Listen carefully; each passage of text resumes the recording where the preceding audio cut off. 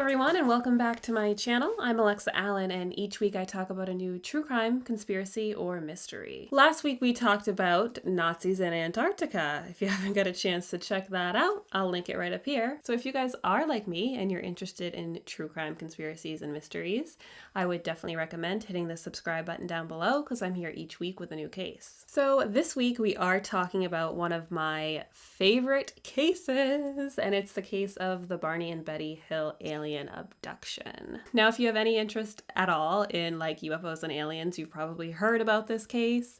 It is kind of the OG alien abduction story. Definitely one of the most famous UFO abduction stories. Got my space buns ready to go.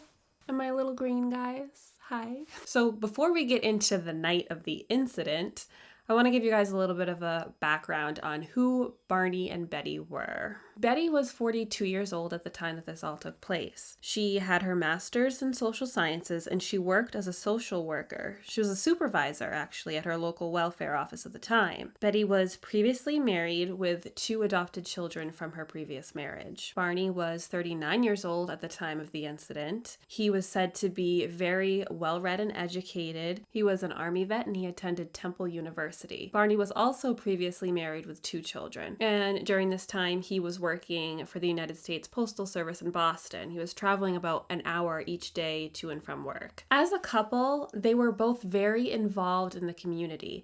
They were members of the NAACP, the U.S. Civil Rights Commission, and they were very involved with their local church. They were an interracial couple, which was really uncommon at the time.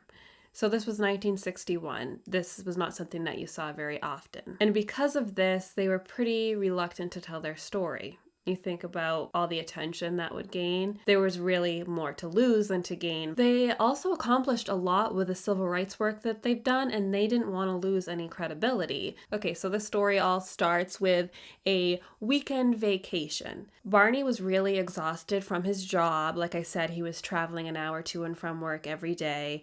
And Betty had a vacation coming up. She had some vacation time. So the two decided to take a nice weekend vacation trip to Niagara Falls. It was sort of this last minute, fun, spontaneous thing that they decided to do together. So it's September 19th. Their trip is over and they're traveling back to the US. They cross the border at around 9 o'clock and it's a really clear night. There's no clouds in the sky. It's almost a full moon. So they drive through this little town, Colebrook, New Hampshire. I love this town, if you guys have ever been there. And they see a little diner and they drive by it, but then they decide to turn around and go back because they realize, this is probably the last place we're going to see before we get back to Portsmouth. The diner's still open, let's grab some coffee. So they stop, get a bite to eat, grab some coffee, and when they leave, they take note that the time is 10:05, and they figure that they'll be back home in Portsmouth, New Hampshire around 2:30 or 3 a.m. at the latest. They're on the road for about 45 minutes when Betty takes note of this bright light in the sky. They're just south of Lancaster, New Hampshire on Route 3. And this light, it appears to be like getting bigger and bigger. And Betty's like, hey, pull over, I want to stop and check this out. And we can let the dog out. They had their little Dachshund dog with them at the time. So they pull over and Betty gets out the binoculars and she's checking out this little flying object and she sees multicolored lights and she says to Barney, hey, I think this could be a UFO. And Barney looks at it and he's like, no, it's an airplane or a helicopter or something. I'm totally Betty in this scenario. So they get back in the car and they continue driving. And this object kind of appears to be following them and it's moving in these erratic movements back and forth. They get about a mile south of the Indian Head Resort and they notice that this object seems to be moving towards them. So things get real here. The object is hovering above them, they say about 100 feet in front of them, and Barney just stops the car in the middle of the road and they get out. This is late night, middle of nowhere in New Hampshire. There's no one around. Barney gets out of the car. He's freaking out. He gets his gun and he starts to look through the binoculars. What he sees is this pancake-like flying object. This is his words. And there's little windows and he can see humanoid-like figures looking at him through the windows. And Barney basically said he's paralyzed with fear. He wants to run, but he can't, and he's just looking at them. He's trying to pull the binoculars away from his face, but he can't even do that. And he says all but one of them kind of move away from the window, and this one humanoid figure, alien, is staring at him. And it's like it's communicating with him telepathically. And it's saying, don't put down your binoculars. This is so creepy. Yes, I'm so uncomfortable. That's why I'm laughing.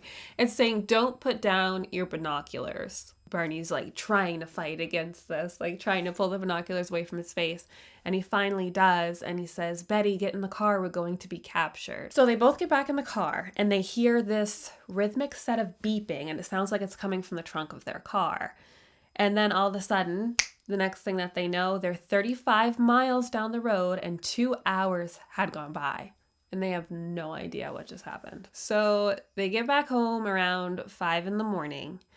And the mood is very strange with them. Barney asked Betty if they could please just keep this incident to themselves. He doesn't want to make this public or tell anyone. They decide that they're going to leave their luggage in the trunk of their car. They have like this weird, gross feeling that their clothes and their belongings are contaminated. And then they start noticing some things. They notice that their watches have stopped working around the time of this incident. They notice that the binocular strap is torn off. It's ripped in half. I'm guessing when he tried to rip it from his face, he ripped it really hard.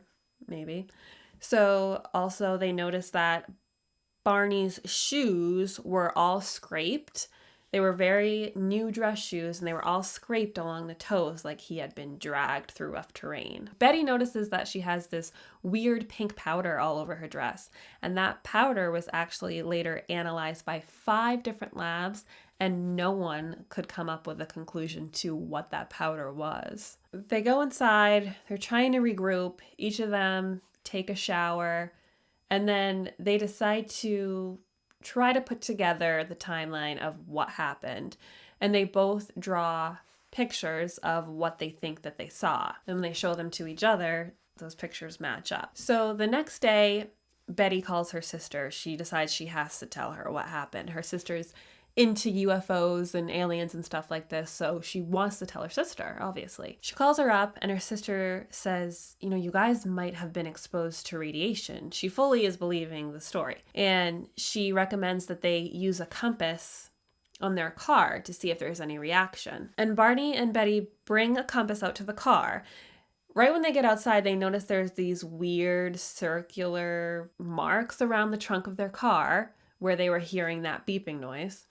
So they hold the compass over these spots and the compass starts spinning around like crazy. Betty also contacts her friend Paul Henderson, who was a major in the US Air Force, and she reports to him kind of some of what happened.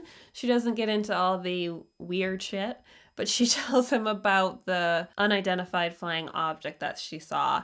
And he actually mentions that other people in that area reported seeing an unidentified object that night as well. So a few days after the incident, Betty wants to kind of do her own research. She goes down to the local library and she finds this book called The Flying Saucers Are Real. And this book theorizes that aliens and UFOs are real and they've been visiting the Earth for centuries. And they've recently increased their visits due to the humans' recent discovery of nuclear technology. And it stated that the government knew all about this and they were keeping it under wraps. Betty then decides to write a letter to the author. His name's Donald Kehoe, and she describes everything that she can remember happened to her and Barney that night. He then passes the letter off to this guy named Walter Webb, who's an astronomer and a member of NICAP, which is the National Investigations Committee on Aerial Phenomena. Walter Webb then reached out to the Hills and asked if he could do an interview with them. So when they finally met for this interview, it was about a month after the incident occurred. And their interview lasted 6 hours, and it was transcribed into 60 pages. When they were done the interview, Walter actually concluded that he thought Barney and Betty were telling the truth. He genuinely believed them. Walter's interview with the Hills made its way around the NICAP community, and the Hills even ended up doing interviews with several other members of NICAP. But no matter how many interviews they gave, they still had the issue of that time gap. And this is when the idea of hypnosis started to make its way into the scene. Barney was very apprehensive about the hypnosis, and the more time that went by from the day that this crazy stuff happened, Barney just kind of wanted to drop it, and he was actually starting to believe that it was all a weird dream or hallucination, or just he wanted to explain it away any way he could. Barney had a really hard time processing what had happened, and it really started to take a toll on his mental health. He had been sober for over a decade, and he actually started drinking again. He became anxious, withdrawn, depressed. He even had an ulcer, and he had issues with high blood pressure. Barney started missing a lot of days of work because of this, and he started to go to therapy to help deal with all of it. And again, the topic of hypnosis was brought up. And Barney again was apprehensive. He was actually afraid of what he might remember if he went under hypnosis. It wasn't until 2 years later that Barney would finally agree to do hypnosis. Him and Betty decide to go see this hypnotist named Benjamin Simon in Boston. So they do this kind of together but separate hypnosis regression. They each go to the same hypnotist, but they do it separately so they're not kind of merging together their stories. They do multiple sessions over the course of 5 months, and it does seem that their stories line up with each other. So these recordings of them talking about what happened while they were under are available, and I'm actually gonna play some for you guys here. When Barney goes under, it is super disturbing, and it kept me up at night. It literally gave me chills. This creature, this leader is telling me something. He's telling you something. How? How is he getting it to you? I can see it in his face. Do you see his lips move? Yes? No, his lips aren't moving. Yes, go on. He's telling you. And he's looking at me. What did he tell you?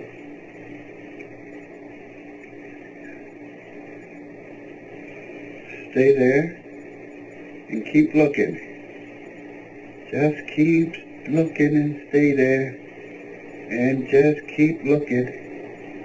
Just keep looking. Could you hear him tell you? Oh, I gotta pull these binoculars away from my eyes. Because if I don't, I'll just keep staying there. Could you hear him tell you this? Oh, no, he didn't say it. You felt he said it. I know. You know he said Just it. there, yeah. Just stay there, he's saying to me. It's All right. pounding in my head. Just All don't right. pull Well- the binoculars away. God, give me strength. All right. All Pull right. them down. Run! Pull these binoculars down and run. God, it says for God, give me strength. I gotta get away. Oh, Betty. All right, all We right. gotta get away, Betty. All right. Calm down. Calm down. I'm driving. I Calm gotta down. get away. Oh. I don't want to be operated on. You don't want to be operated on. What makes you think of an operation? I don't know. You were thinking about this when you were there on the road? I was thinking about this when I was lying on my stomach. Where were you lying on your stomach?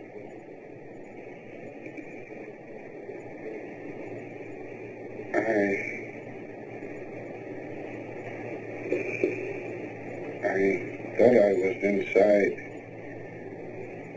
something, but I did not dare open my eyes. I had been told to keep my eyes closed.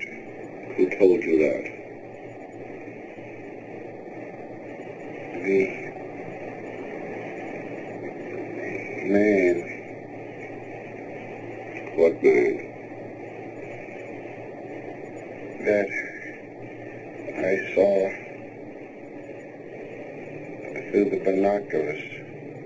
You can hear the fear in his voice. I think it's especially creepy because, we know that this is a well-educated man, prominent in his community. There's no reason for him to be making this up or want to make this up or even want that attention. You know that he didn't want to do it and he was looking for any reason not to do it. And then when he does it, this is what happens. So one of the creepiest parts to me is when Barney first starts to think that this aircraft isn't an airplane. And I'm sure at the time he was trying to keep it together for Betty and remain calm. He said it looked like a pancake with windows and he was thinking this can't be real. So Betty, under her hypnosis, she recalls seeing a holographic map of the star system where these beings came from. And she actually draws out pretty well what she remembers. And this star map actually ends up being a real star system called Zeta Reticuli. And at the time, these star routes weren't really even widely known at all to the public, so it would have been nearly impossible for Betty to have known this. So after the hypnosis sessions, Barney finally is accepting of what happened to them. The two go back to their lives, Barney working for the U.S. Postal Service and Betty as a social worker. And they kind of keep to themselves, they keep private about the situation, other than the few interviews they did with NICAP. But in 1965, the Boston Traveler got wind of their story, and the whole thing blew up. Within a matter of days, this story was published in a bunch of newspapers around the world. They were famous. They even got a book deal and they made a made-for-TV movie about the abduction. So they didn't really look for the spotlight, it found them. This was 4 years later. In February of 1969, just 7.5 years after the incident, Barney passed away at the age of 46. He suffered from a cerebral hemorrhage, onset by high blood pressure, compounded by his alcoholism. Betty would never remarry. She said Barney was the love of her life and there was no reason for her to ever want to be with anyone else. She said what she and Barney had was permanent. Betty actually spent the remainder of her life very involved with the UFO community. She'd hold speeches and do more interviews. She even claimed to have other encounters with UFOs. She is known in the community as the grandmother of UFOlogy. Betty lived on to the age of 85 and she passed away on October 17th, 2004. So Barney and Betty's case was actually sent to Project Blue Book, which is a real government program aimed at identifying unidentified flying objects. References to Barney and Betty's case have been made on shows such as The X-Files and American Horror Story. If you guys are like me and you're huge fans of American Horror Story Asylum actually references Barney and Betty Hill. Kit and Alma Walker and their alien abduction is loosely based on Betty and Barney's abduction story. So some people think that Barney and Betty's story was a combination of Betty being really into UFOs and aliens and wanting this story to be true based on some dreams she had and, seeing this unidentified flying object, and Barney being in this high stress situation of, traveling a lot to work every day and just being a black man in the 1960s in an interracial relationship. They think that he was subject to her crazy ideas and somehow all these things created this perfect storm where they created this story together that they both believed. Yeah, it doesn't explain everything for me. I do believe in aliens and I think that this story is true. Just the fact that they're such reputable sources and they don't have a reason to lie about it. I think it's true. I believe that there's other life out there. Why not? Why couldn't it be true? Let me know what you guys think in the comments down below. Thank you so much for coming by today. Have a great day. Stay safe, and I'll see you guys next time.